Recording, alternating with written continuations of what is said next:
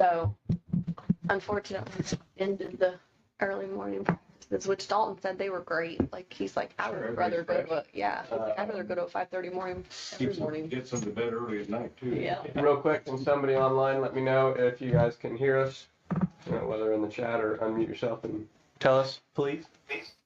Yes. Very good. Thank you. Alrighty, guys.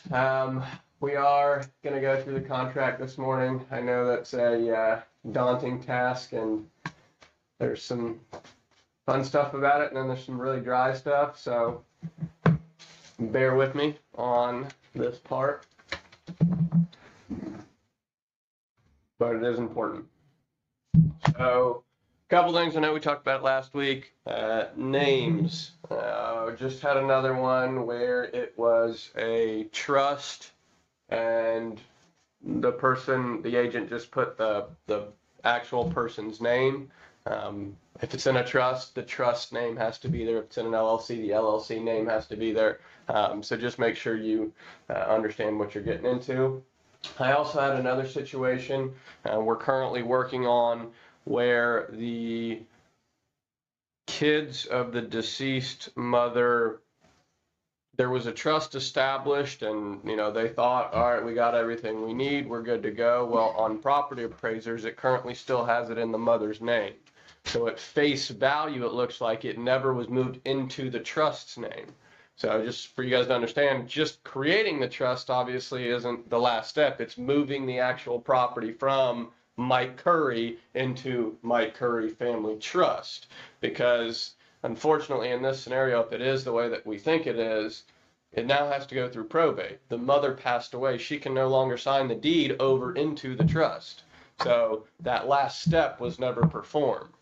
So again, we're trying to help out and educate and ultimately find out if that is truly the case. I mean, every once in a while, the property appraiser doesn't update their records, and we might get lucky here, but for the most part, what it seems like is this one has to go through probate first before the kids can do anything with it, because unfortunately it's in the wrong person's name for it to just be sold off. So keep that in mind.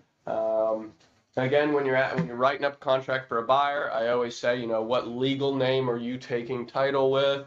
And then you find out, is it just them, anybody else involved, so on and so forth. Ask them if they're married.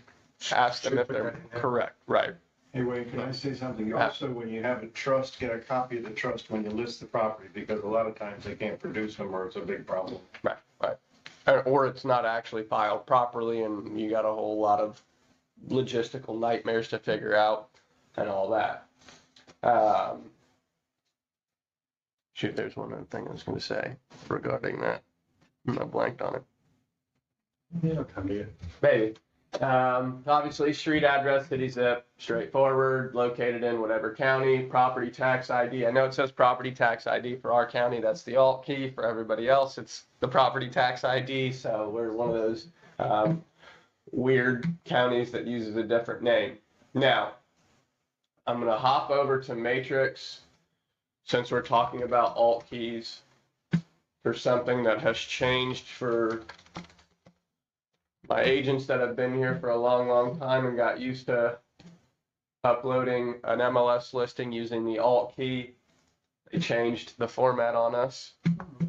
So when you are adding a new listing, whatever it is, vacant residential, you know how we always hit fill from tax when we put the alt key in? This is the new screen of what it looks like, and you put the alt key down here. I've had a couple of people try and type in different things and they're not getting it. So again, if you're doing this, and this has been like this for a little while now, I just wanted to make sure I make note of it. The alt key or the tax ID number is here. So make sure you can copy and paste it into that box, hit search, and it should pop up.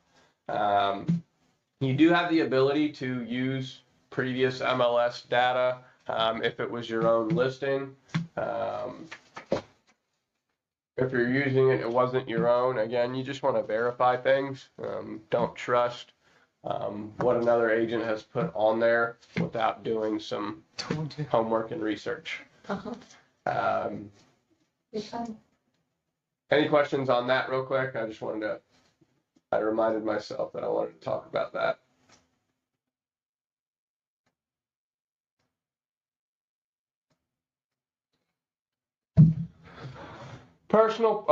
Legal description. We talked about it. Grab it from the property appraisers on the legal section, make sure it's the full legal, and you want to verify that full legal by probably even clicking on the deed. So, real quick, hopefully everybody knows this, but as a quick refresher, if I am listing, did I just click the forest? I want the forest. There we go. So I'm listing this property right here. I click legal, and then I can copy and paste this right here. So press and click, hold it all down, highlights it, right click, copy. But I also want to make sure I verify it by clicking on the last deed here and make sure it was a deed that actually went through, not one that failed to go through. So make sure it's the last valid deed. How would you know if it failed? Do what? How would you know if it failed? It'll say next to it right here, you'll see. Oops. Right here, instead of it just saying I and same family deed, it'll say things like failed to record or insufficient something, you know, it'll have its reasonings. And you just don't want to grab that one and base it off of that one. So once you click on that deed though, you will see here is a legal description. Now, you may again want to double in for, again, in this instance, it says together with 1982 BROO double wide mobile home ID, yada, yada. So again, I need to confirm, am I selling this property with this on there, or has this mobile home potentially already been removed and it's no longer part of it, meaning it is no longer going to be part of the legal description. So again, you want to do your due diligence. You want to make sure you understand what the title company is writing up in their title policy and all that. This is a great example. When it is included a mobile home like this, there are certain situations where for title insurance purposes, the titles of these mobile homes still need to be present. If they are lost and you can no longer get them, let's say they were lost 3 owners ago, the title company may say your buyer is going to have to sign this hold harmless because we're not insuring the mobile home side of it. We can't find titles for it. There's nothing we can do, so the hold harmless is what's going to go into place.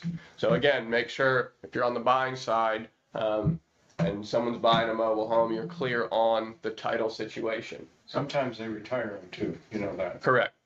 So one thing to check when they retire a title, meaning it is no longer a quote unquote mobile home, meaning it can no longer be picked up, moved to another property and set down and put there. There's no longer a yearly decal sticker that you have to go and get. So again, that'd be a question you'd want to ask either your seller if you're listing it, or as a buyer's agent, relay that to the listing agent. Like a mobile home that's still mobile is very similar to like your car registration.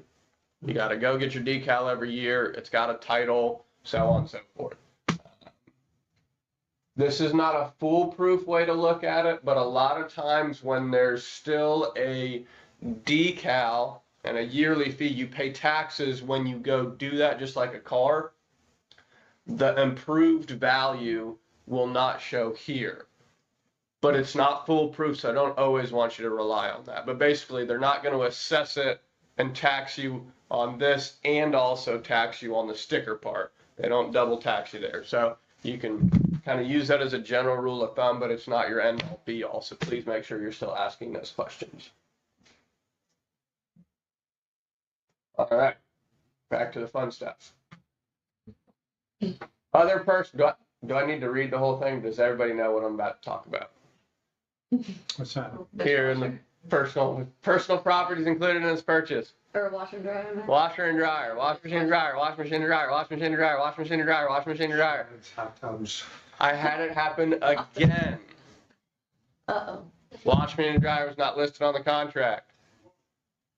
Seller said, or decided on their own, oh, it's not on the contract, so they must not want it, so I'm taking it. Final walkthrough happens. Buyer's like, hey, where's my washing machine and dryer? Luckily, in this case, it was on the final walkthrough. The seller still had them, and we got them put back, and it's okay. But it reflects poorly on our company and our agent that it wasn't on the contract from the get-go.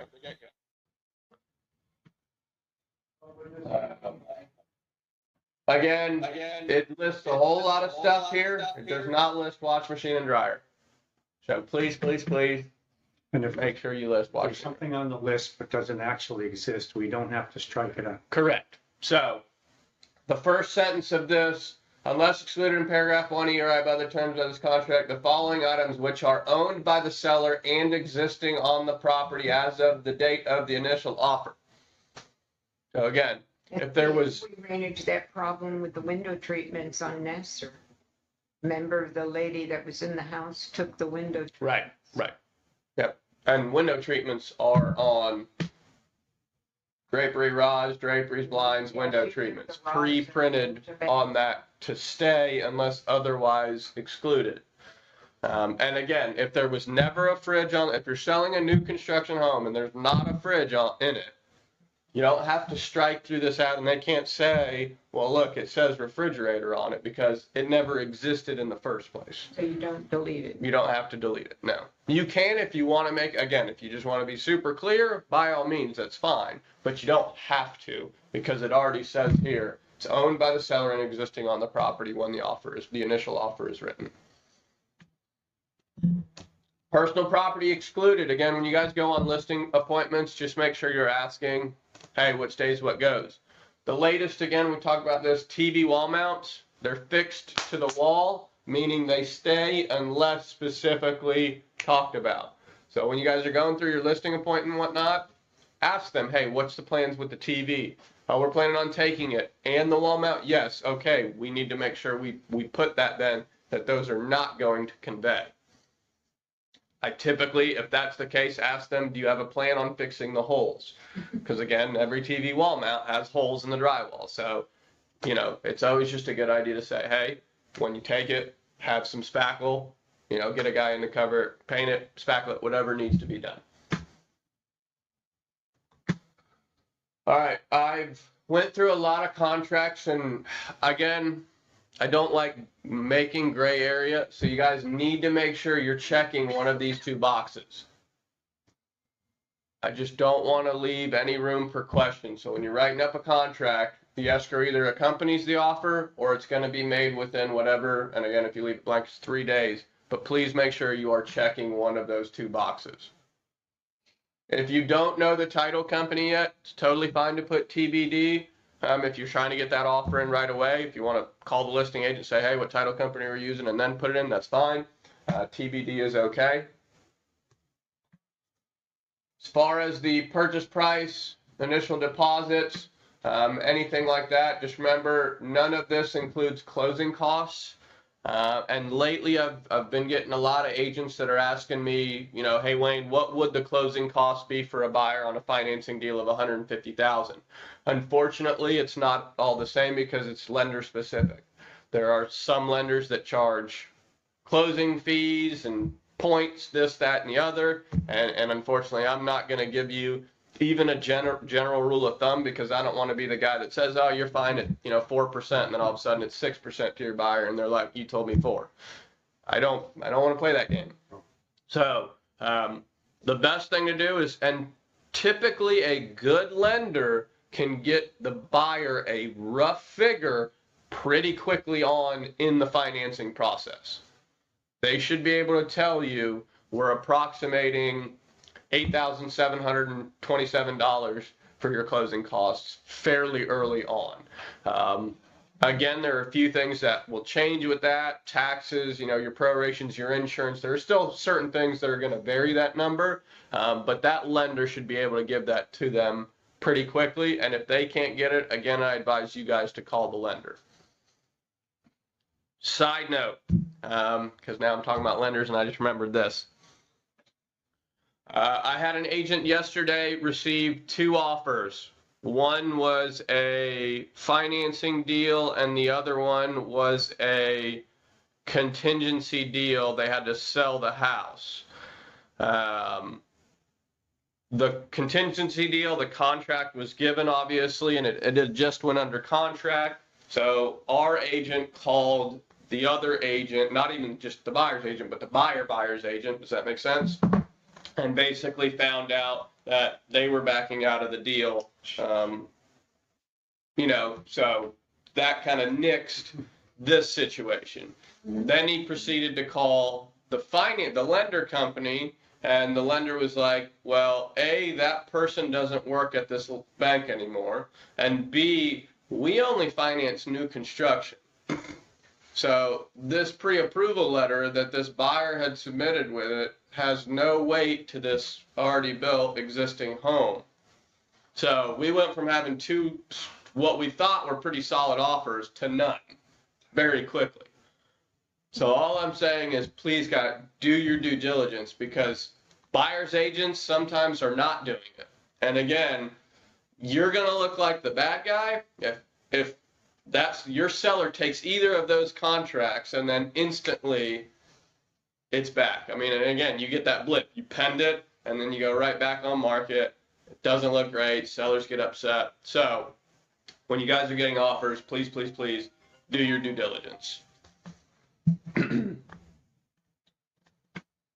So when we're writing this up, everybody knows everything from the purchase price down has to add up to equal the purchase price. And you can put, for financing, you can do dollar amounts or you can do percentages. Either is fine. Anything like that. You're also technically legally allowed to write the word balance or balance to close. That's totally fine as well. So lots of different options there. Time for acceptance. Couple of things that I recommend. I know in the past we've had a few deals where the sellers and or buyers, whoever it was, unable to sign electronically. So what I recommend, give plenty of time in the time for acceptance there, but also educate the other side that this is the reason why.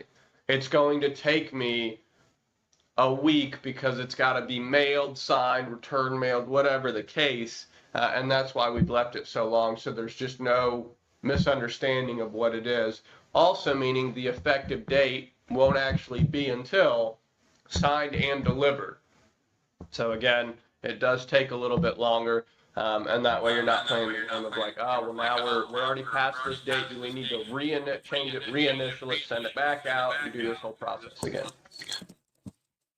All right, I gotta mute somebody.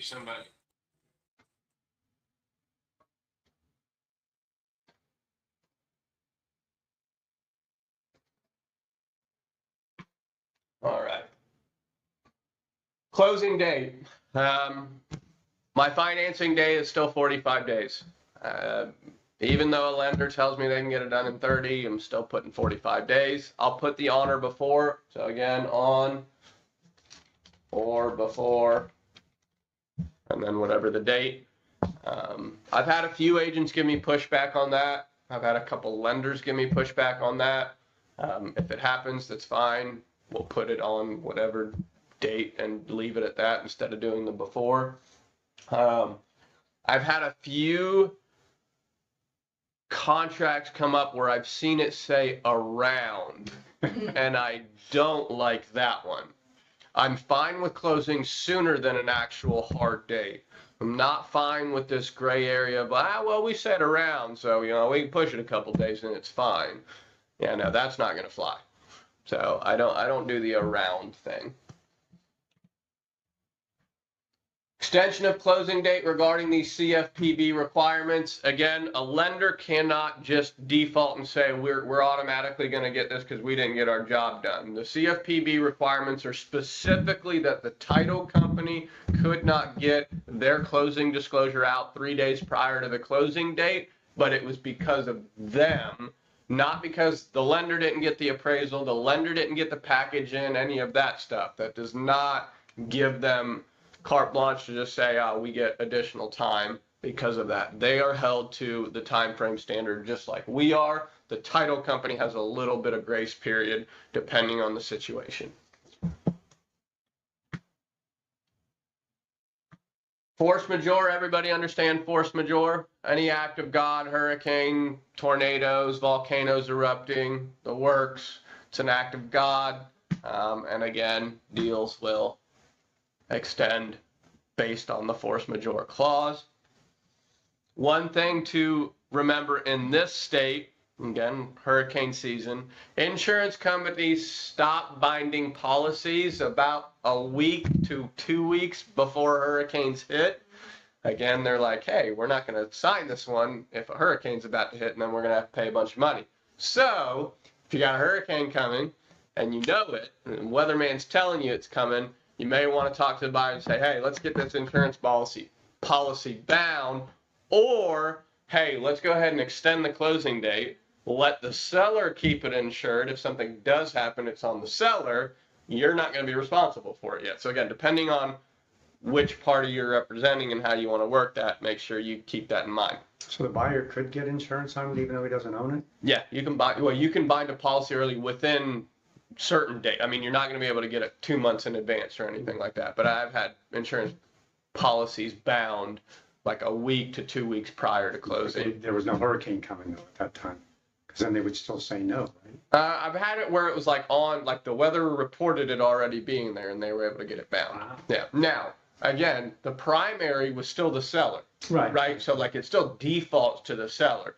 But as the hurricane passed and there was no issues, we could still close on time without having the policy have to go get reissued, bound, yada, yada, yada. So just saved some time. Occupancy and possession. Again, this says unless paragraph 6B is checked, which means check if property is subject to lease or occupancy after closing, seller shall at closing deliver occupancy and possession of the property to buyer free of tenants, occupants, and future tenancies. Also, closing shall have removed all personal items and trash. Sometimes we need to remind our sellers of what they're signing, so I'm pointing it out because I just dealt with one of these. It says, and trash from the property, and shall deliver all keys, garage door openers, access devices, and codes as applicable to buyer. If occupancy is to be delivered before closing, buyer assumes all risks of loss to the property from date of occupancy, shall be responsible and liable for maintenance from that date, and shall have accepted the property in its existing condition as of time of taking occupancy. So, this supersedes the maintenance agreement. If the pool is perfect condition and they take pre-occupancy, and the seller says, all right, pool company, you don't have to show up anymore, and 3 weeks go by and the person doesn't do anything, and then day of closing, you're like, hey, the pool is green. Why did your pool company stop? That's what you point back to. They took possession. It is now their sole responsibility to maintain it and keep it in the condition that they want to. It is no longer the seller's responsibility. And again, you guys want to make sure you educate your buyers on that if you're doing a pre-occupancy with your buyers, and also educate sellers and buyers' agents on that contractual obligation as well. Everybody knows we can't write residential leases, so please don't try. We have a pre-closing occupancy agreement, however, it does say a written lease shall be written. My default for, I think it's $75 or $45, can't remember off the top of my head, Heiss Weiss, they're the attorneys we use down in Tampa through property management, will write up the lease for us. It's a 12, 8, 12, I don't even know how many pages. There's a lot of stuff in it, but again, it protects all people. So if the buyer and or seller says, nope, I don't want to sign something that long and convoluted, then it's on you guys to figure out what you're going to do. I legally can't write one, so I'm not going to. Here's what I could do. I've provided it. Now it's on your terms to try and figure it out if you don't choose to accept this one. That's the route to take. Assignability. So, talking to an agent, there has been a couple of these assignable contracts lately. I still wouldn't touch it with a 10-foot pole. I think they are so strange, and I don't know how they're legal, but you guys want to be careful with this when you guys are representing buyers. But basically the situation that I'm talking about, an investor goes under contract with a house. They say that they can assign it, may assign and thereby be released from further liability. They turn around and list the property with another realtor and or a flat fee company, and they're selling their contractual rights and also making $10,000, $20,000, $30,000 on top of what they're buying. Before they even buy it. Before they even buy it. Put out any money. And they don't, I mean, they may have put out escrow money, Right. maybe, I don't know. Absolutely insane to me. Now, I've had one, this was a couple years ago now, where the contract that was supposed to be, because we had a buyer that wanted to buy this property, and then within that contract to buy that basically contract, it said you cannot you can't tell the seller what we're doing. That would be breach of contract. And that's when I said, absolutely not. We're not going any further. I mean, that has deceit written all over it, and then the guy that was selling his contract basically said, when you go to the house, you have to basically say that you're an inspector or you're something, not a realtor. And again, absolutely not. No, in no way, shape, or form will you ever do something where it's telling you that you need to lie to anyone. I lost a listing like that. It was another real estate agent that did it with someone. Yeah. And they afterwards, the people that bought it talked to me. Actually, I showed them the property, Right. and they sold the daughter in this instance because the mother, was older. Right. They sold the villages to the daughter, and she fell for their scheme. Yeah. Right. Hey, Wayne. Yep. Can you say again, who was assigning in that example? Who was assigning the contract to Right. whom? So the investor was the buyer. So the buyer's agent, and I think in this specific case, the investor was also an agent. So basically he kind of did it all. But basically he wrote up a contract to buy this property. Let's say 123 Real Street for $100,000. He checked the box that says may assign and thereby be released. While he's under contract, again, they put the closing date pretty far out. He's buying it for $100,000. He turns around and lists it in the MLS for $130,000. Now he doesn't actually own it. He only is selling his contractual rights because he can assign it to the guy that's going to pay $130,000. Okay, now I understand. So he is now pocketing $30,000 and never actually owned a property and did anything to own it, which again, I don't know how it's legal. I have called our board, I've called FREC, and I guess they're okay with it, but this office is not. If he goes ahead and does that, but doesn't sell it, well, then he can either buy it or he can back out and lose his escrow. Well, and again, in the contract that I'm talking about from 2 years ago, he could back out and keep his escrow. Oh. Yeah. So to me, it seemed like this was full taking advantage of a seller that didn't know any better. Right. So again, it doesn't happen all the time, but it just popped up again recently. So again, I wanted to make sure that we talk about it. So again, I don't think I have ever checked may assign and be released from liability. My default may not assign. Every once in a while, I'll do the may assign and not be released from liability, meaning if a mom's buying it and then is thinking about potentially wanting to add the son, we could check that and she could add the son without it basically having to go through the sellers to approve it first and whatnot. They have the ability to assign someone but not be released from liability. So that's the assignability. Do you guys want me to go through the financing section, or is everybody good? Because I did do it last week. Speak now or forever hold. Anybody want me to go through the financing section? Raise your hand, please. All right. Thank you. That's the right answer for me. I went over it yesterday. But guys, the one thing I will say about the financing thing, guys, please just pay attention to the dates and that loan approval. The one thing I can tell you, when you extend, please don't just extend the closing date, extend the loan approval if you're representing that buyer as well. Again, there's no assuming then. There's no having to say, well, you know, no, it literally says extend closing date to blah, blah, blah, extend approval, loan approval period to blah, blah. Very straightforward. It just makes it easier for you guys. If you're on the flip side, you're on the seller side, it may be worth just asking the question, we're extending the closing date and all other dates are staying the same as what's written on the contract. And just ask that question. You don't have to, because again, sometimes you don't want to give up that extra time period on the loan approval to make sure that it's still happening. But ask the question of, are all other dates staying the same? Just to make it clear that you've asked that in a text and an email. Again, that's good practice. So you have paper trail of it and continue on. This is a great place of the contract to educate your buyers and sellers on what they are responsible for paying for. So, cost to be paid by sellers, doc stamp.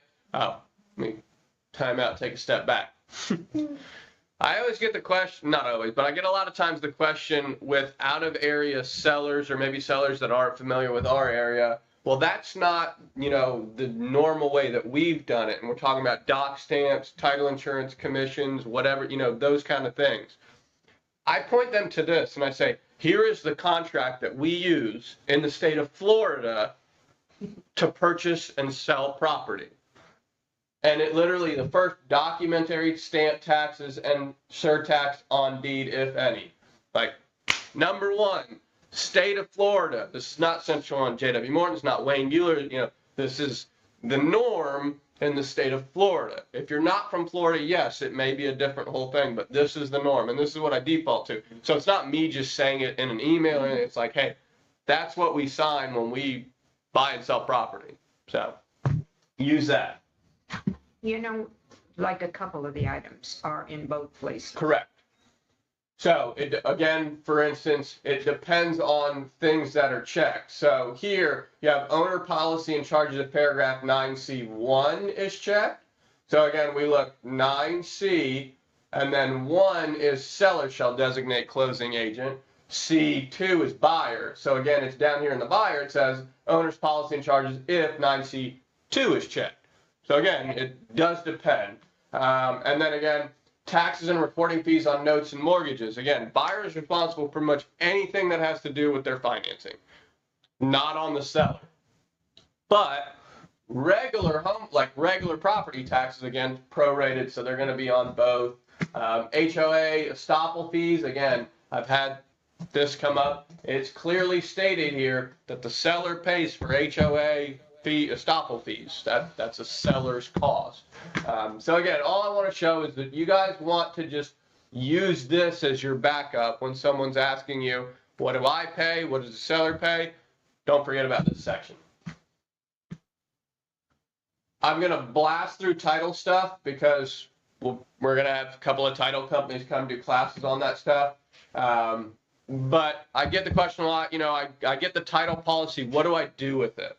Well, one, send it to the buyer. If you're representing the buyer, it's always good to make sure the buyer's got it. The title company should be sending it, but you always back up, hey, you want to make sure you got this.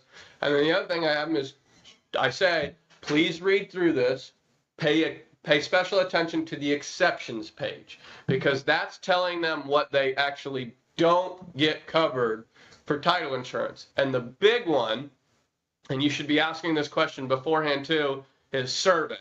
Because one of the exceptions will be anything that, any encroachment, easement, yada, yada, yada happens from a survey.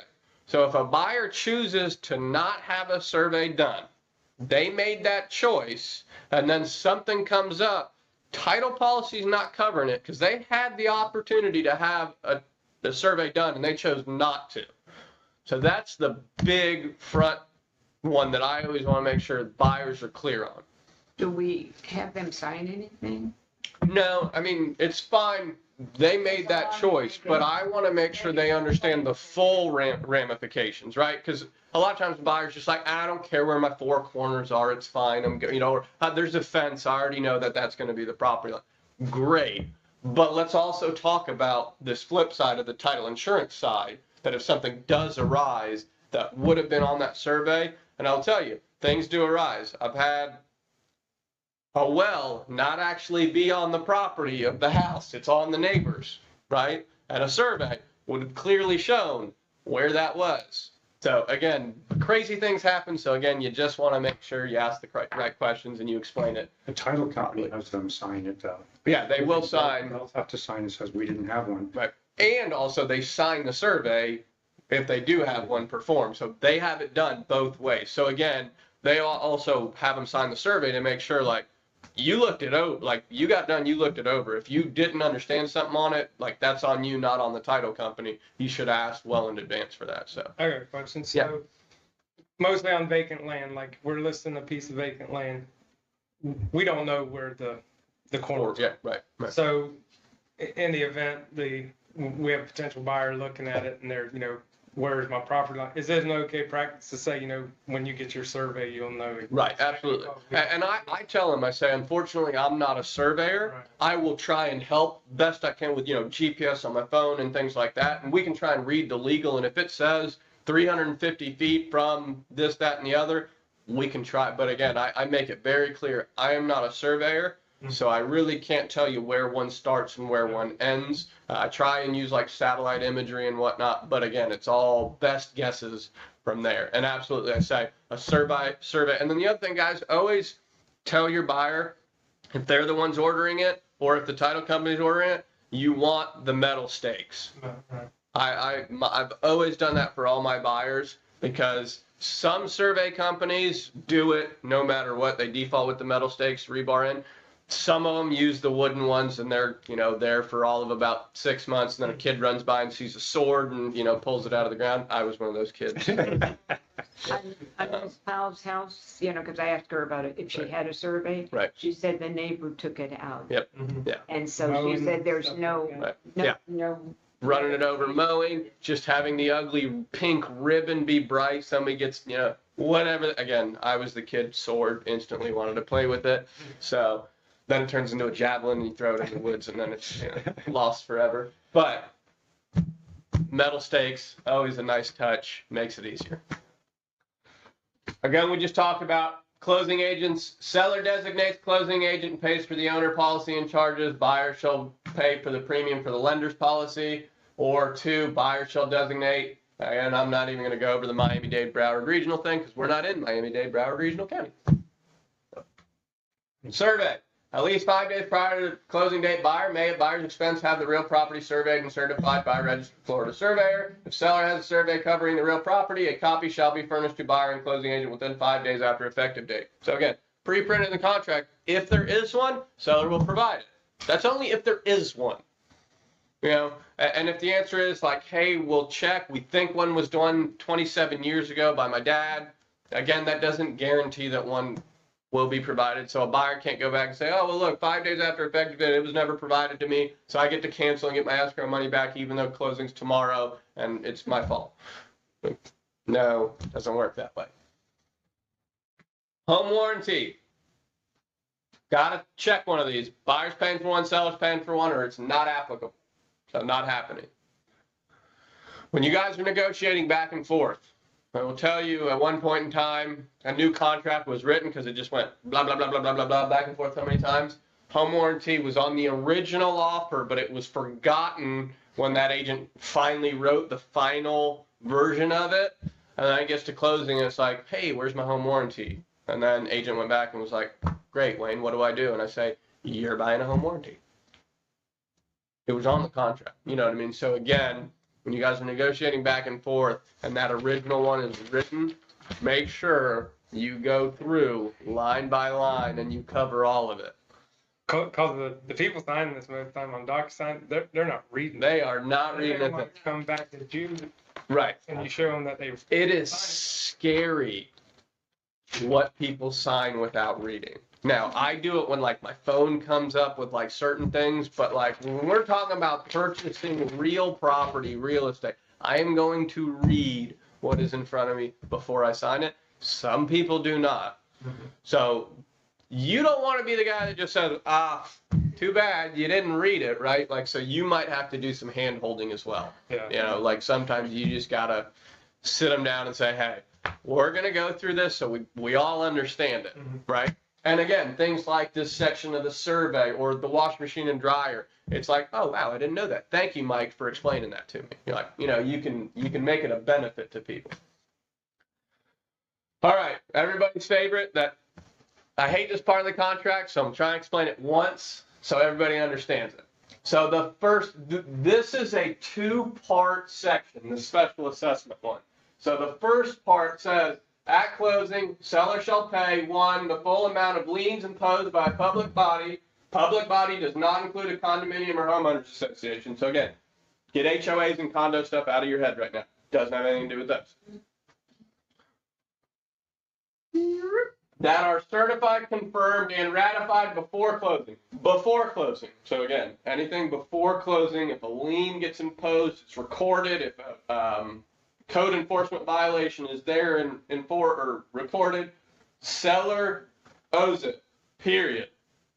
That's printed in the contract. No ifs, ands, or buts. They owe it.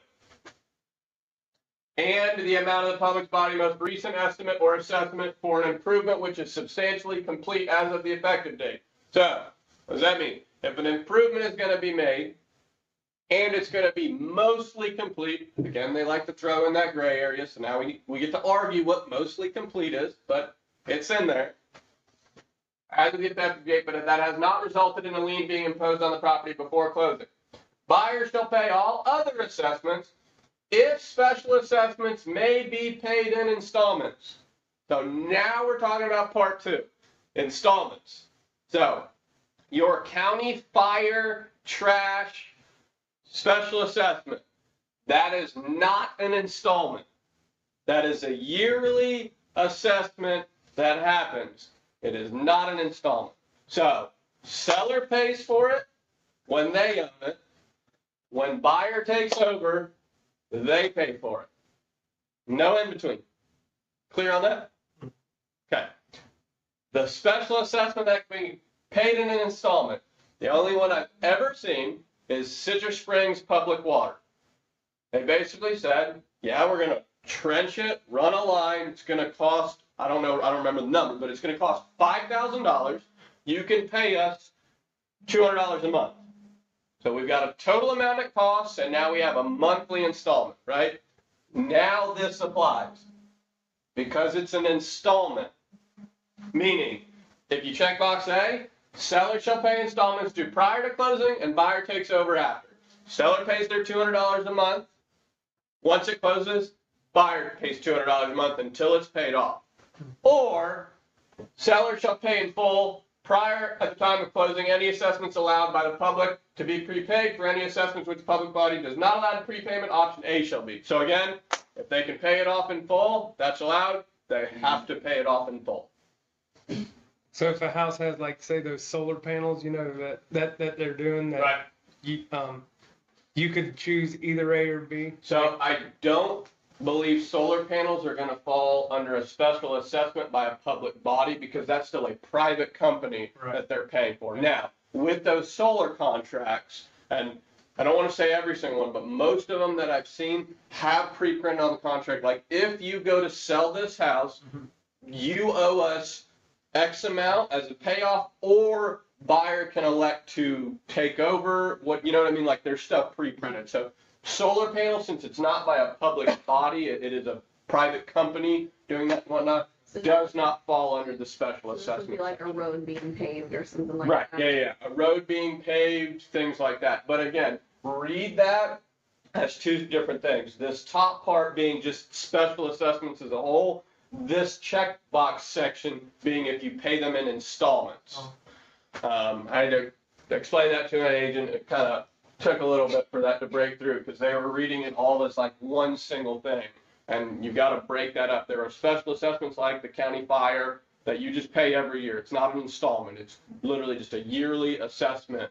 And that then again just transfers over. There's no, I'm going to pay $5,000 of it and then the buyer doesn't have to pay it for 7 years. Like, it doesn't work that way. So, clear on that? Make sense? Good deal.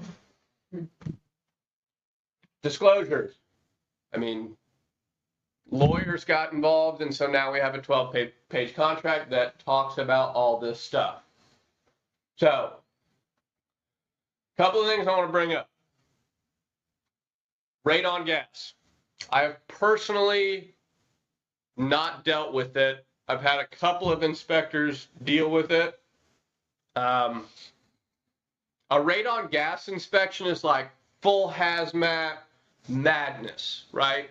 So now there are some people from up north where radon gas is like a common thing, and so like they're like, oh yeah, let's go get it inspected. You got to pump the brakes a little bit and say, in Florida, it's not a common thing. We don't breathe it a lot. So it's this whole process. So if they have any questions on like getting that radon gas inspection done and whatnot, shift that over to the inspector. But it is a pretty big ordeal. Permits, disclosure. So this is the big one that I want to talk about. And it says here, except as may have been disclosed by seller to buyer in a written disclosure. So again, it can be disclosed that it is an unpermitted structure. It should be disclosed that it is an unpermitted structure. Seller does not know of any improvements made to the property which were made without required permits or made pursuant to permits which have not been properly closed or otherwise disposed of pursuant to section 553.79 F.S.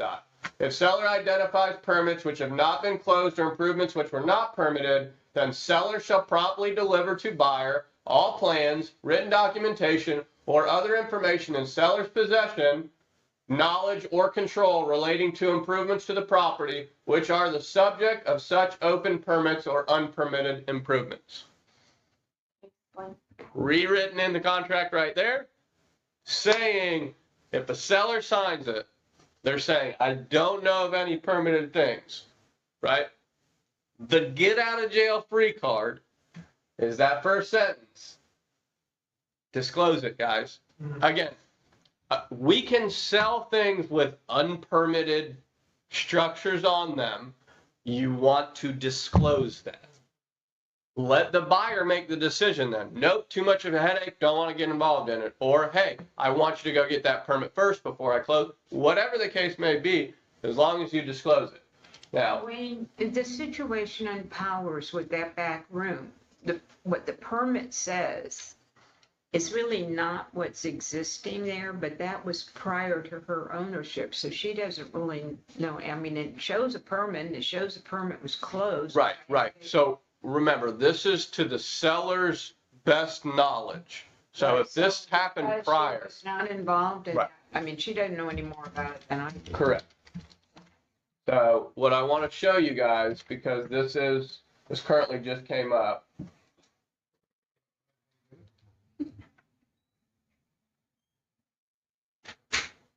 I'm not seeing it. There we go. On the property disclosure, it is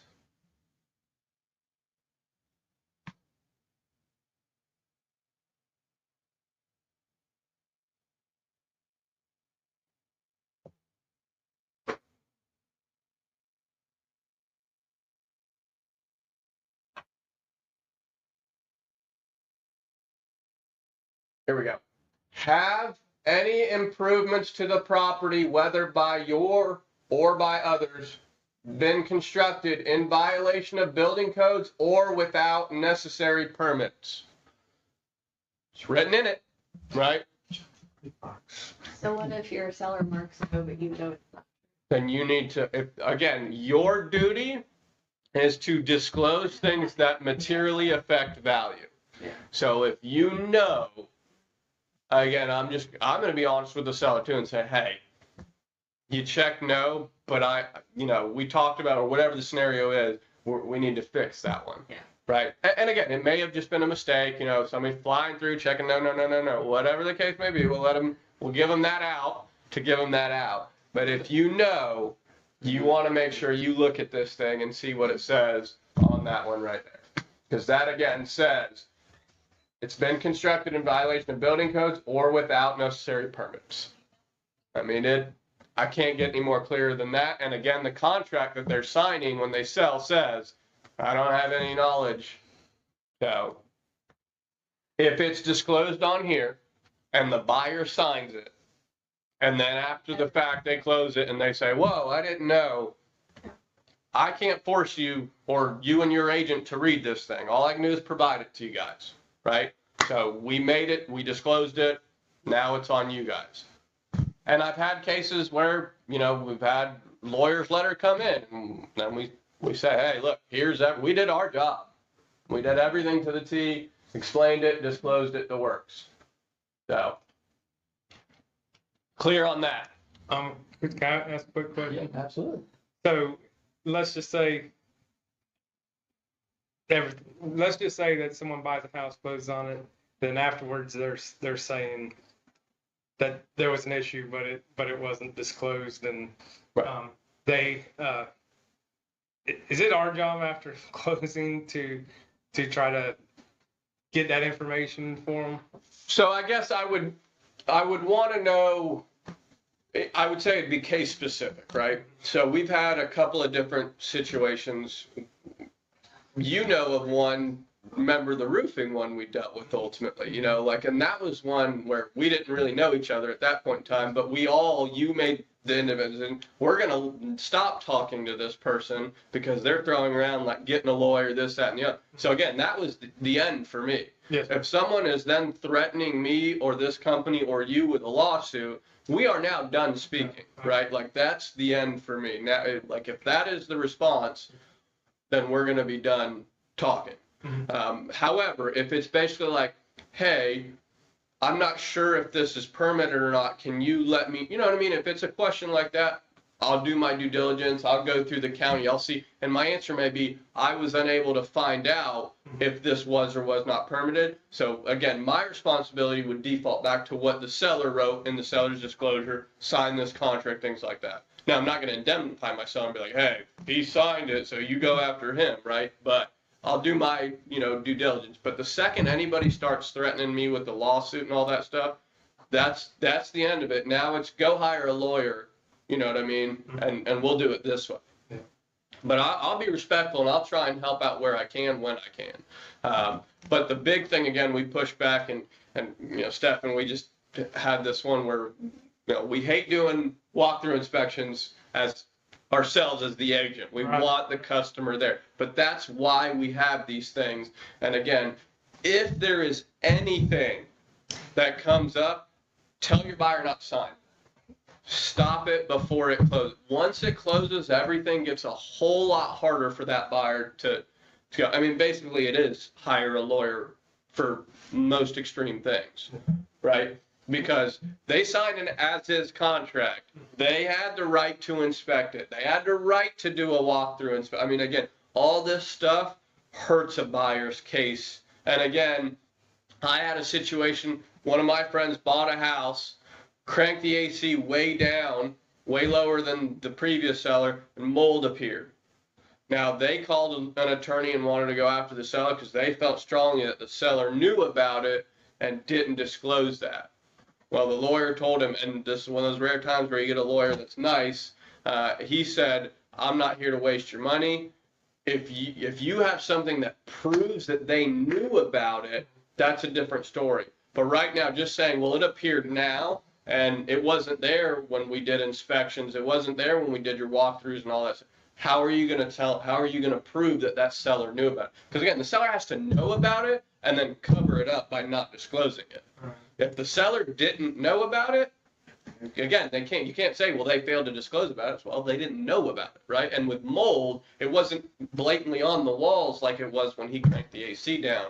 So again, and he had sweating ducts, bad insulation. I mean, there was all these things that arose that we found out about this one. So It's kind of the issues, and we had a person wanted to waive inspections, wanted to close early, cash buyer.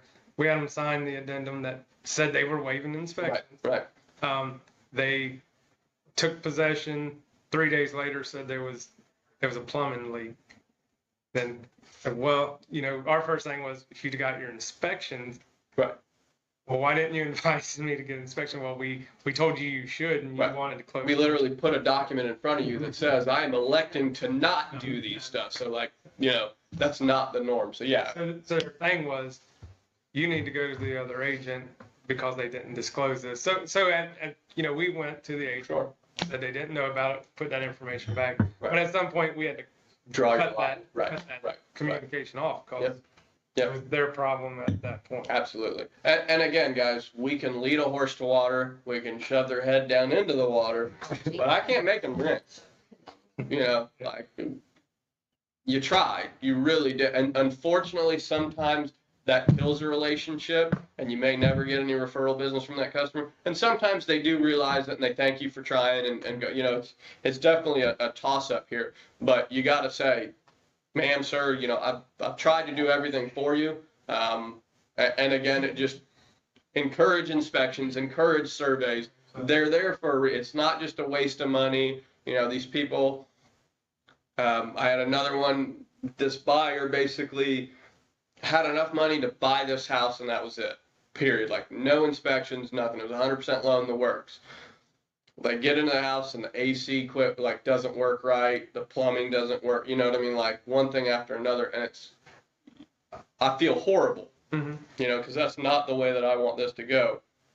But we explained how important inspections were. There's an inspection period in your contract specifically for this stuff, and it's tough and it's a hard one to deal with, but you've just got to do your best. And truly, when they say this is it, then you have to default back and say, listen, we encouraged you to do it, but it is. Some things are just timing. I mean, bad timing. This thing's gonna break, right, and it just breaks. Yep. Conveniently, a couple days after. Right. Yep.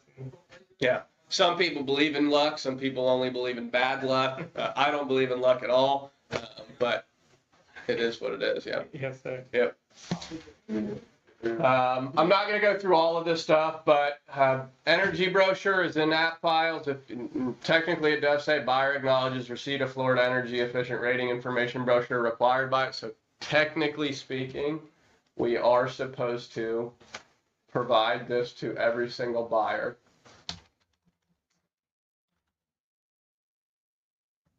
Ta-da. Oh. Okay. Yes. Is that new houses or just all houses? That's all, technically speaking. Now, I think I've seen it actually be done once, but it's a good idea. And again, it just talks about the energy programs that are there, heat indexes. It's not like it's a horrible thing that's pointless or anything like that. Like you want to. Somebody's got you on their phone. Yeah, Judy just walked in. You want to present it, it's fine. It's got good stuff on it. So it's there. Hop back over the as is. And we should be flying through this part.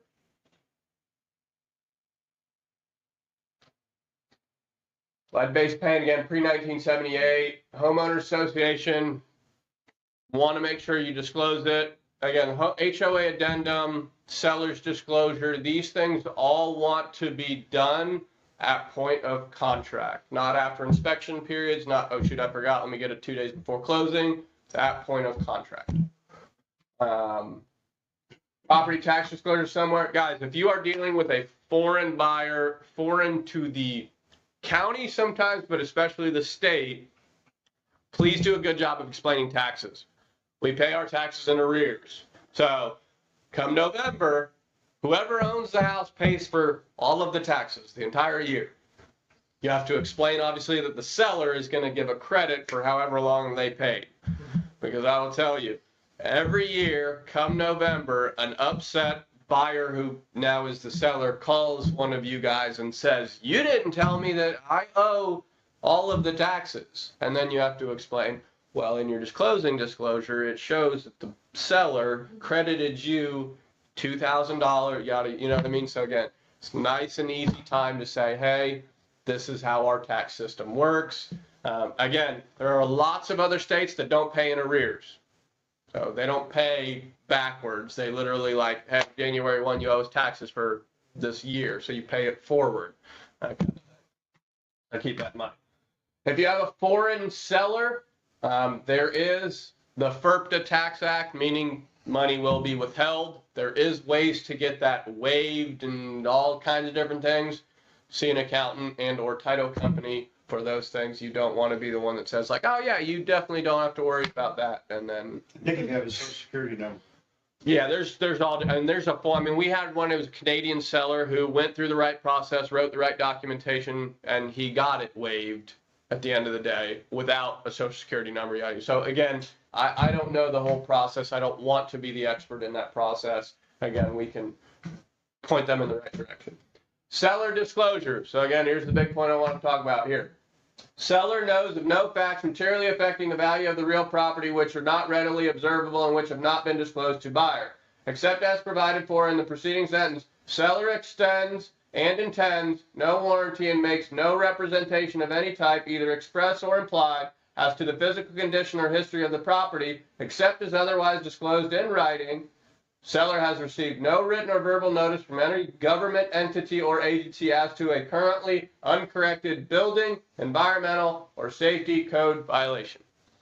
So again, if safety code violation comes up while you're under contract, it needs to be disclosed. It needs to be taken care of. Previously, we wrote seller has to pay for those things and get them resolved. So keep that in mind. Property maintenance. Here's the section I talked about when we're talking about pre-occupancy.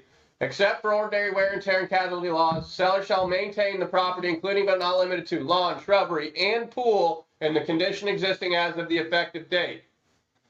Now, if the pool is green, it can stay green. If the pool is blue, it can't go green. Very simple.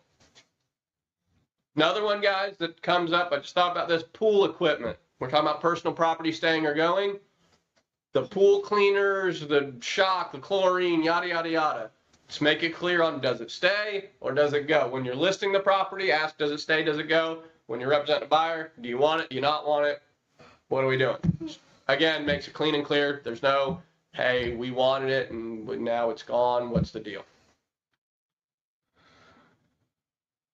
Property inspections and right to cancel. It's get out of jail free card, guys. Whatever date range you put in here, buyer can do whatever they want, whether they inspect it themselves, whether they hire a professional inspector or whatever. They can say, up, don't want it. My gut felt wrong this morning. I didn't like it. Had a weird bowel movement, so I'm out. Hey, they can literally get out of jail free card.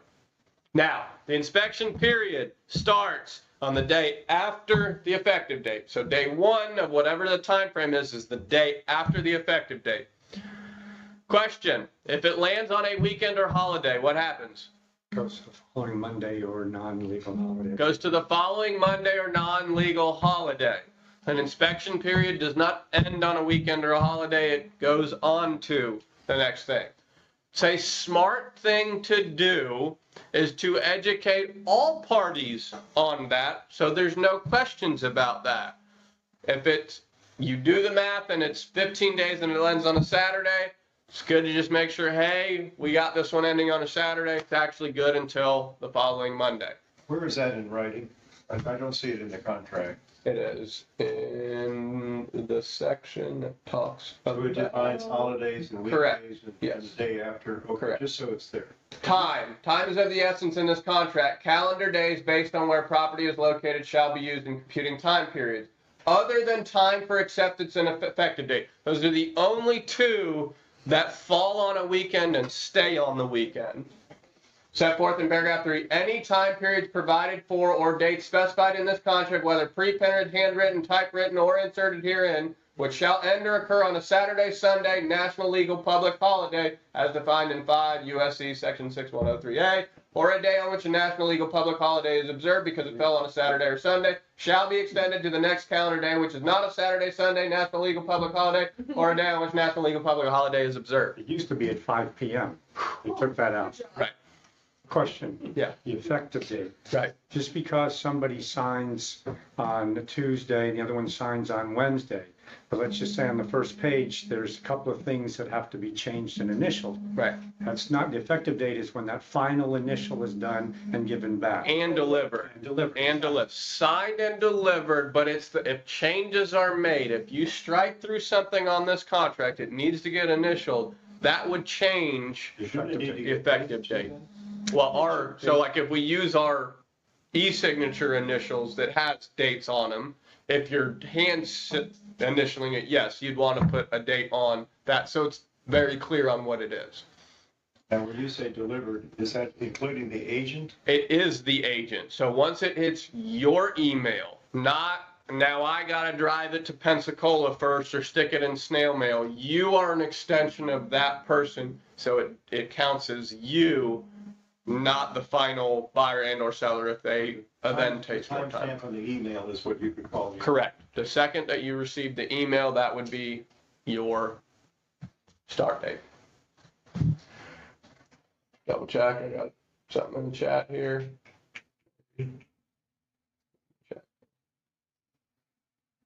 No. No.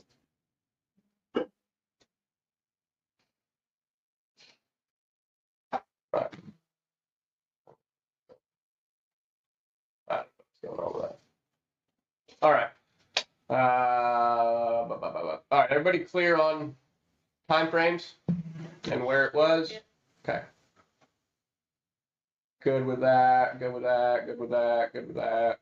Good with that. All right. Pages 6 through 10, again, it talks about walkthrough inspections.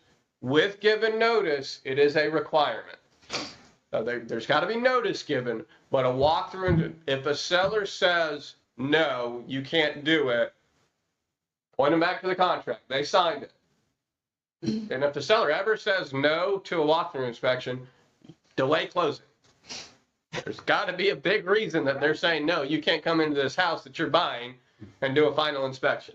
So keep that in mind. Seller assistance and cooperation in closeout of building permits. If buyer's inspection of the property identifies open or needed building permits, then seller shall promptly deliver to buyer all plans, written documentation, or other information in seller's possession, knowledge, or control relating to improvements to the property which are subject of such open or needed permits, and shall promptly cooperate in good faith with buyer efforts to obtain estimates of repairs or other work necessary to resolve such permit issues.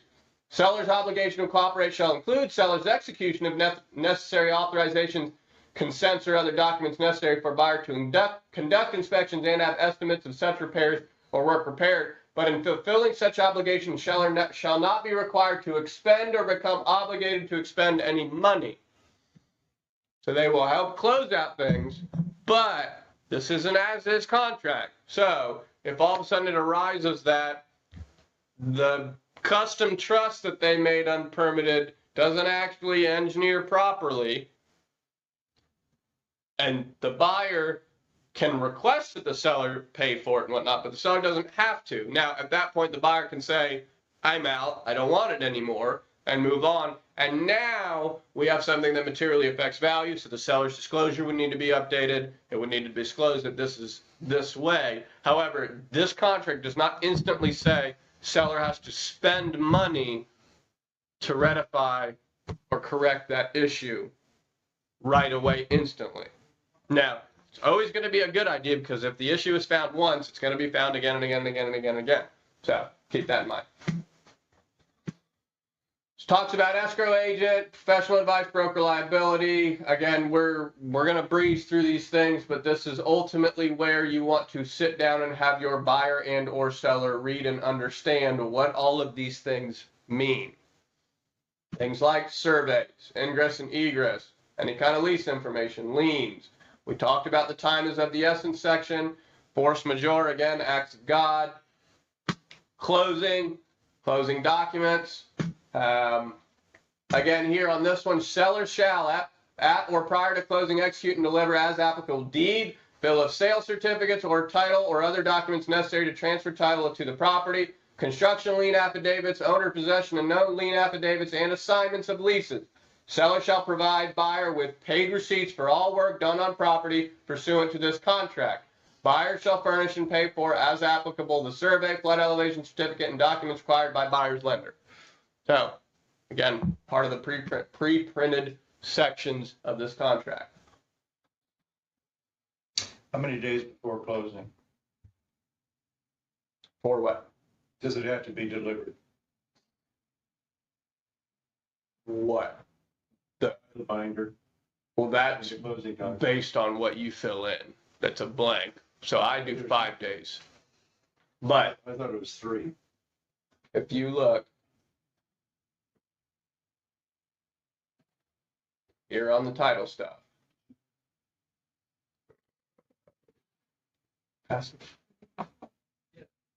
My point being, there's a lot of title companies that the day of closing, they give you the title binders and the title insurance and the closing docs, and the people have not had a chance to review it, so they have a right to detain the closing. That might have to do with the bank papers as well. And the whole purpose of what I'm saying is you need to get it done and to them prior to closing. What is it? Well, you think it's 5, I think it's 3, but it doesn't matter, it's prior to.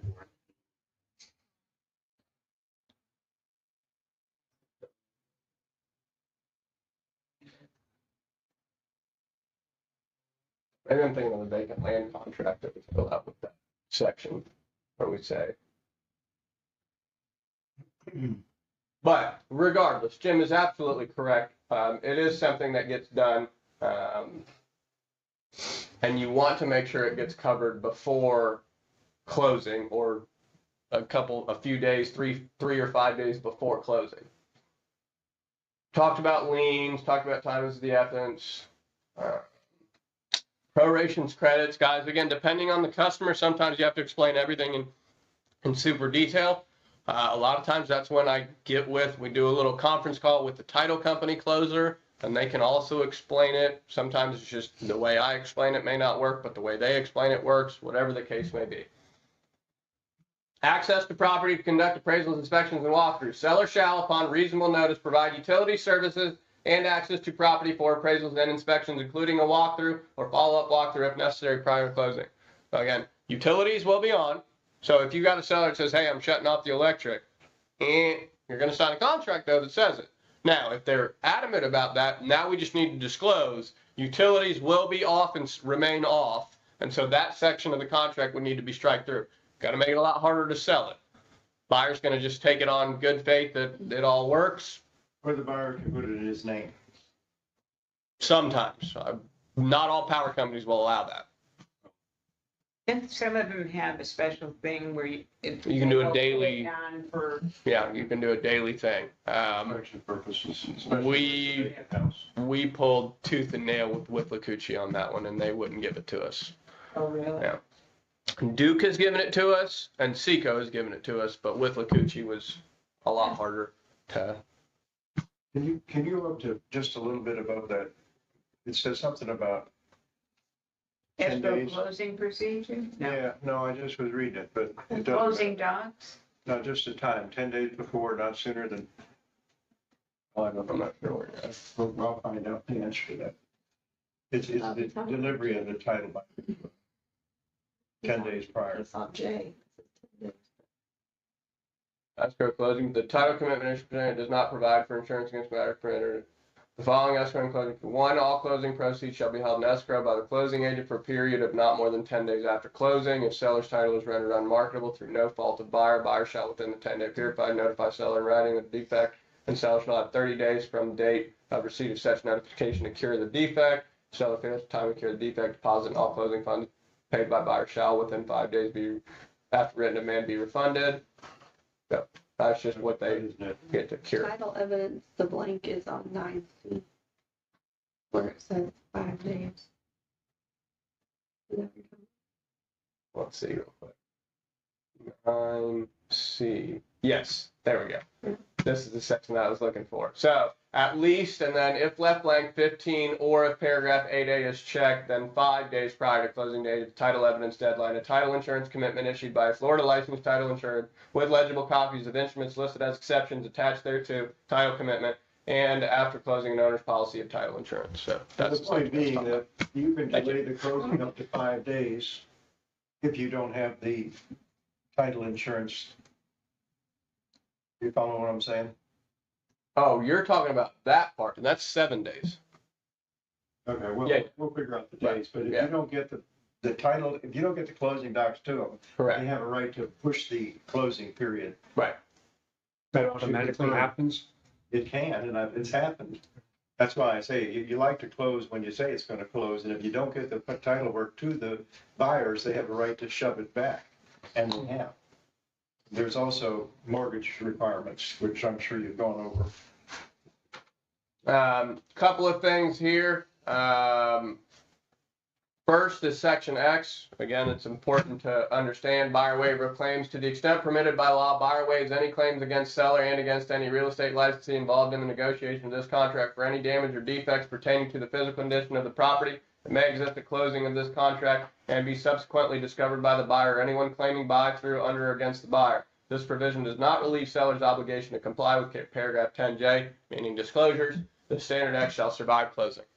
Again, that goes on past the closing. Additional addenda.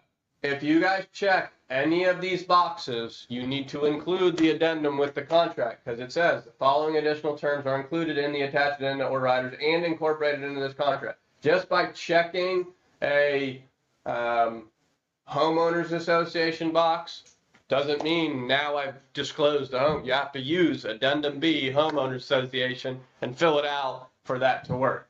Same thing, sale of buyer's property, short sale, whatever the case may be. You check any of these boxes, it needs to be included in it. I think in our first line, I clicked sale of buyer's property, and the other reason's like, oh, you gotta send the. Yeah, yeah. Oh, Yep, okay. yep. So do you have to check seller's financing if you have to achieve financing? No, so this would be the seller finance, like an owner financing. So it's a, yeah, it's in a, if you look up addendum C, it's called seller yeah. That's Yeah, you're good. But yeah, that's what that addendum is for. So there is not like a traditional buyer's financing addenda because it's already all. okay. Yep. But for instance, the backup contract, again, we've talked about this in the past. If you guys are writing up backup contracts, check that and utilize that backup contract addendum that this is the backup contract. Any additional terms? Obviously, right away, this is where it goes. You have a seller counters buyer offer box here if you want. Guys, make sure you're putting in the listing agent, and if you're the buyer's agent, put the listing agent, and vice versa. If you're the listing agent, put that buyer's agent. It helps us when we do need to help you guys talk to somebody and whatnot. It's a place that I can look and say, all right, here's who I need to call. Here's a brokerage I need to call, so on and so forth. So, any questions on the contract? I tried to get through the important stuff without you guys falling asleep. I tried to skip the really dry stuff. I know it's rough. I think I do a better job than a lot of people at the board because they just get up there and read it word for word, which is never fun. So I know it's 10:17. There's a couple things I want to go over. Referrals, guys. If you are not doing referrals, you need to be. Here's a check for $14,957 for referring someone to a builder, right? That was a phone call, and that was it. $15,000. One phone call. All found money. Correct. When you guys have a seller and or buyer or whatever that says, oh, I'm going to Virginia or I'm going to New York or wherever, hey, I can get you in touch with a few agents to help that process so you can find something. That would be great. Call up an agent from that area. Get them to sign a referral agreement. Give them more than one so you better your chances of getting paid a referral. But again, for picking up the phone and calling, you could potentially get a check for $15,000. I mean, that's the easiest money you'll ever have in real estate, is referrals. So please don't forget about that. The Century 21 name has a boatload of offices all across the country and the globe to help us find agent to connect with, to communicate with. So I always start Century 21, and then I'll branch out if I can't find a Century 21. And you can always ask me if I know somebody, and I will gladly guide you there. Yes, sir. I think if you have a referral that's any significance, call the brokerage firm, find out who the sharp agents are, find out if somebody's interested in, and qualify not only the buyer, but also the agency. It makes a huge difference, and it'll help buyers if they're leaving, say, going up north, which is unusual, but at least it will facilitate them learning about where they're going and property and pricing and give them a contact. So you have to work the referral a little bit. You just can't throw it into space. But make sure you call the agencies and explain that these are good people and they're interested and it's a real deal. Absolutely. So again, guys, if you're not working referrals, please work some referrals. Always good to do. If you have close friends that leave the state, after a year or two, you can call those friends and ask them, hey, still got anybody that's wanting to move down or move up to you? I'll try and help them out too. I mean, again, you can keep this thing going. So that's my referral spiel. Next and last thing I want to talk about.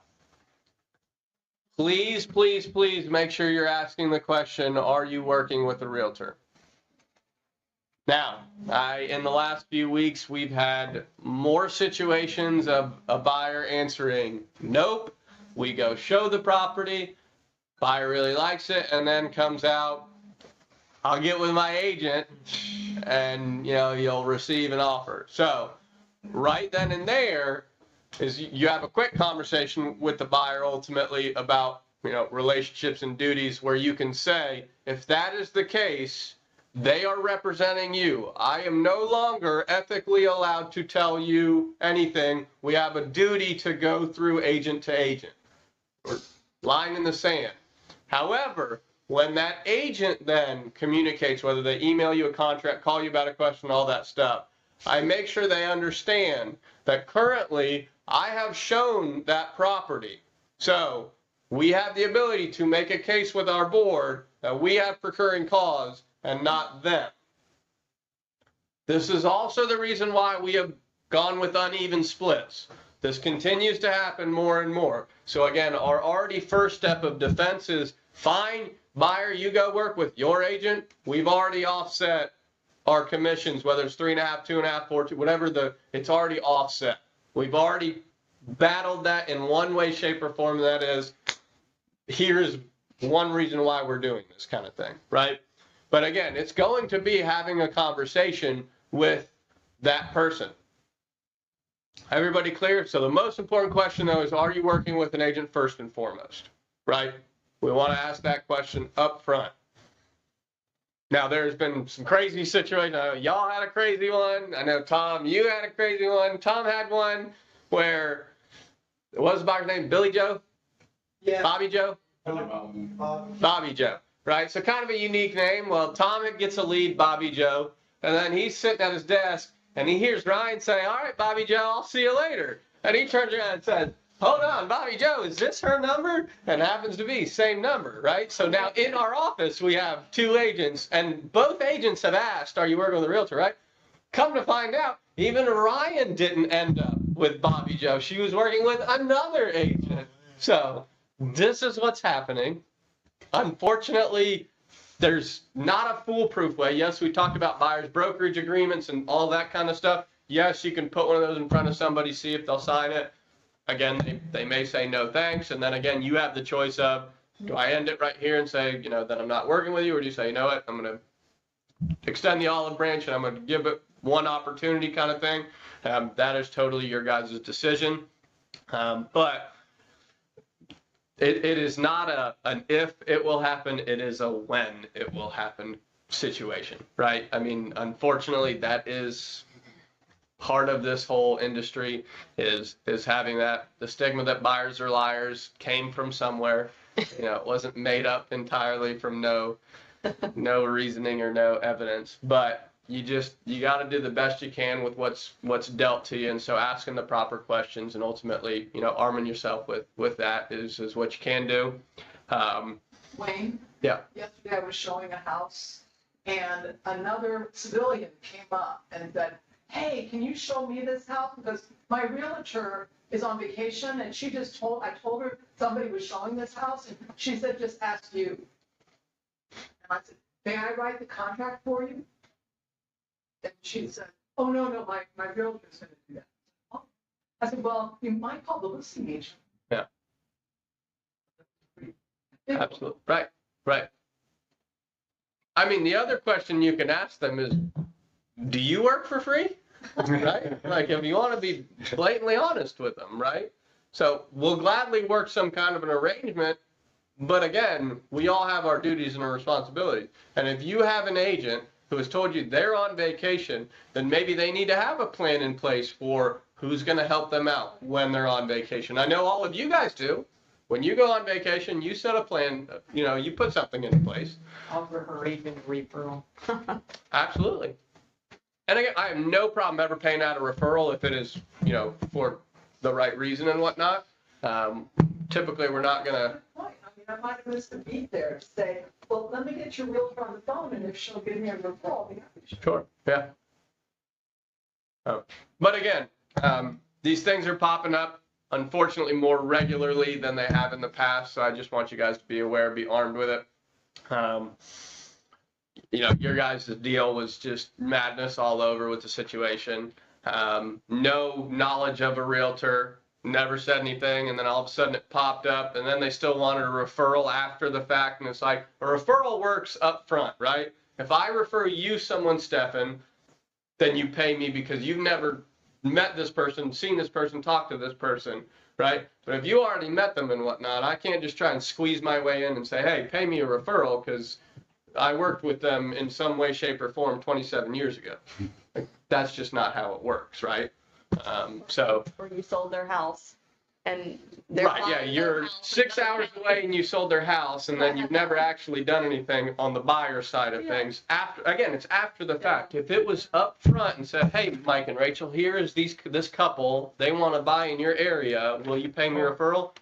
Absolutely, gladly, tell me where to sign. Got no problem with that. In my opinion, so I'm hooking up with a Century 21 agent in North Carolina to sell a piece of property for my father-in-law. Mm-hmm. My father-in-law called me. I called them. Right. I set them up. Right. That is a full-blown referral. That North Carolina agent has never heard of your father-in-law until you made the connection. Which she hasn't called back though, has she? I talked to her this morning. Oh, okay. Yeah. When a house goes under contract and then you get a phone call from someone to say, hey, I'm so-and-so. Right. Right. And again, unfortunately, you learned, trial by fire, basically, by doing it in the real world. But again, if it's after the fact, now we talk about there's certain circumstances. Hey, my daughter just got into real estate. Do you mind? Again, there's exceptions that I will make to that rule as well. But again, if the referral happens after I've already met them, my relationship has been created without that agent calling me and telling me they are referring me to them, that is no longer a referral. We've established a relationship, and now you're just trying to be paid after the fact kind of thing. So, and again, if you ever have any situation, Jim and myself will gladly have a conversation with that broker, with that agent, whoever we need to resolve that issue. Any other questions, comments, concerns about anything? I know I kept you guys. Jim, did you want to go over a few things real quick? Yeah, I have 21 ways to build your real estate career. I don't know if we have time to do it today though, so maybe next time. Okay. I really think it's going to be interesting because as you keep hearing about these markets changing, there's things we need to know. One of the most important things is our markets don't change with national markets, so don't take that to heart. Sometimes self-fulfilling prophecy, if you start believing what you hear in the news, it sounds like it's a disaster. All it is a correction. So we're in good shape, but we have to also be really working hard on creating new business. Absolutely. And you know the way to do that, folks. 2 words. Prospect and present. That's all you have to do, going up or coming down. Prospect and present, but there's 21 ways I'd like to discuss with you at an appropriate time. Yeah. To build your business and keep your business going. Guys, talking about this market and what it's been doing, my opinion is the prices doing what they've done now and kind of slowing up only extends this good market longer. Because if they would have just continued to rise, it would have hit the point where everybody would have just been like, too expensive for me, I'm out, I'm done, right? And then you literally have a floor, the bottom open up. But this can keep this, because right now, guys, deals are still happening, listings are still getting sold. Yes, it's taking a little bit more time. Yes, some of these prices have need to be corrected, including our own. You know, we've got listings that are lasting longer, but also timing, right? We hit the peak, we went over the peak, and we're still priced in that peak, so it is going to take a little bit. But that should not hold you up from getting more listings, talking about things still selling. Again, we're still doing good. The ball's still rolling. The market's still moving. People still want to come to Florida. I mean, I don't know of any other state that's quite, I mean, I know Texas had a big boom too, but Florida has always had a consistent, it's where we want to go when we have the means. So, and it'll continue to stay like that. 150 basis points, which for financing does make a Those are difference. all ours. What percentage of cash buyers do we have? I haven't updated recently. We're probably getting still around 50-50. Yeah. So it's 50-50. In other areas, it's maybe 10% cash and the others are, so it affects their markets much differently than ours. Yeah. But we need to talk about that so you don't understand, or so you do understand and don't scare yourself half to death and out of a real estate career. Yeah. And again, Construction's following the same exact There's pattern. more opportunity now than there's ever been, and they need us Builders more are now building than they ever less. have. Yeah, I mean, now, building lots of the materials have dropped again. So same thing, you know, lumber is corrected itself, if you want to call it. We're not seeing the lumber prices and whatnot. But I mean, I drove down the Highlands yesterday and there's still new construction going up. So it's not at the same rate. And again, that's when you guys have your magnifying glasses on, you're looking at a 3-month window or a 6-month window right now. I mean, it's literally like, right? It looks like it's crashed. Just focus that out a little bit and span it over 3 or 4 years, and you're still riding a high. You know, we're still doing more building than we were 4 years ago, right? So again, it's just educating somebody to look at it from maybe a little bit different of a perspective to see that. and we are still dealing with a labor issue. So Yeah. sales being high, but production being slow makes this look Yeah. like, you know, a lot more going on than it's not because of the length of time it They takes were doing to. 8 new construction roofs this week. Yeah. That's a lot. If days on the market goes from 14 to 30, it sounds like it's 100% change, but really what it is the average days on market is 180. So we're still way above where we should Yeah. normally are. Yeah, I know a lot of you guys are new agents, but for Jim, Donna, Stefan, and myself, me being the shortest out of that group, I remember when I took a listing, when I was a full-time agent, I would let that seller know, this is a 6-month listing. It's going to take me 6 months to sell this puppy, right? Like, that's the conversation we had at point of list. Be weary and bloated Right. at the end of this campaign. And I haven't been in this industry that long. I've been around it for a while, but not that long. So guys, again, 14 days to 30 days, no sweat. It's okay, right?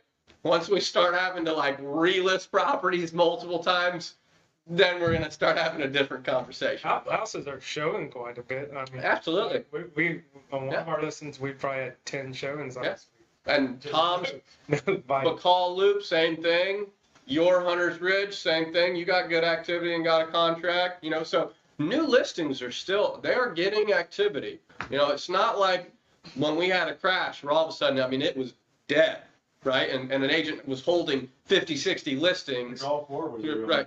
It was 3 months before I even looked at another piece of property. Right. So, you know, that is not the case. And sometimes you need to educate your sellers because, again, they have the magnifying glass on. They're like, it's been 2 weeks and you haven't had a showing.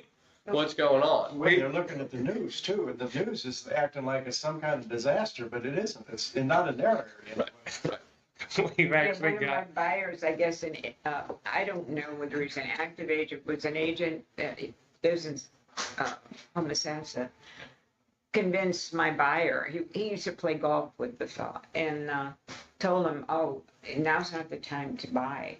You know, everything's going to crash. And I'm thinking, oh my God. So I talked to the people and I said, I'm sorry, that's total contrary to what we've discussed in our meetings and the meetings we've had with lenders. Right. Right. It might crash someplace else. We're doing well. Well, and my big thing, guys, I ask lenders what the foreclosure rate is. And right now it's still very, very low. So yes, inflation is up. Yes, interest is up. but people still have money. Now, they may be a little bit smarter with it than they were 6 or 8 months ago, or maybe a little bit more frugal would be the better, they're not blatantly just jumping out and spending it, but the foreclosure rate is still very low. People can still afford to live in their house and not let it dilapidate and then the banks take over. Because that's ultimately what happened last time we had a huge crash, is people were buying these houses and could not afford to make their mortgage payment, could not afford to live in these houses. Banks were also lending out money left and right to unqualified people. Not the case anymore. They learned their lesson pretty good on that. Interest rates are supposed to rise, okay? They talk about September, and that's tomorrow. Yep. Is it wise in protecting our buyers to maybe be aware of on the contract to put that? Sure, to see about getting it locked in at that specific interest rate. Now, the one thing that I explained to a good friend over the weekend, he was talking about his brother buying, and his brother saying like, yeah, with interest rates where they are now, I just don't think I'm going to buy. And I said, well, you need to tell them now they're where they average typically are, right? We had record, so again, you had the zoomed in focus. Oh, I can't get a 3% anymore.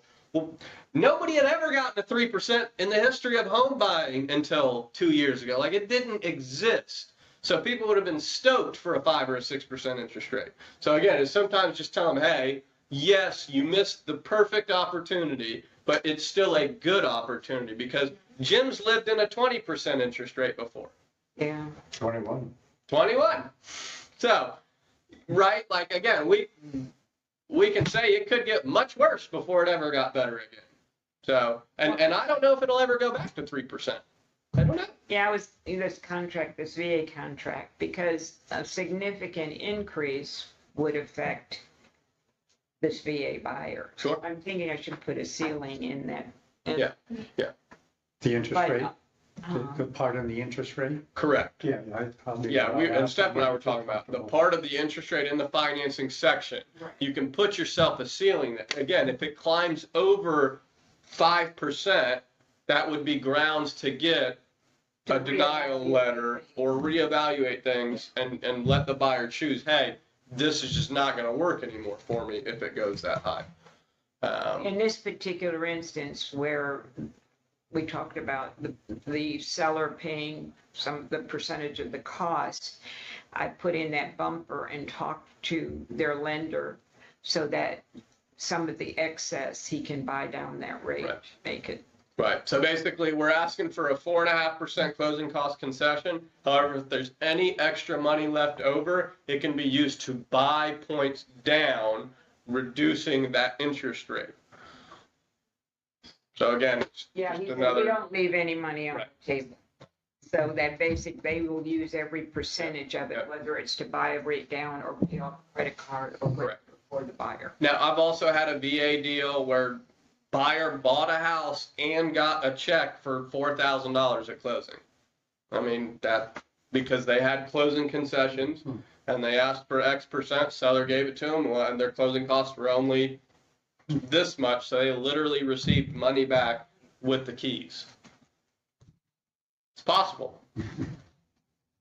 All righty, guys. Any other questions, comments, concerns? Thank you guys for joining. I will see y'all later. Thank you.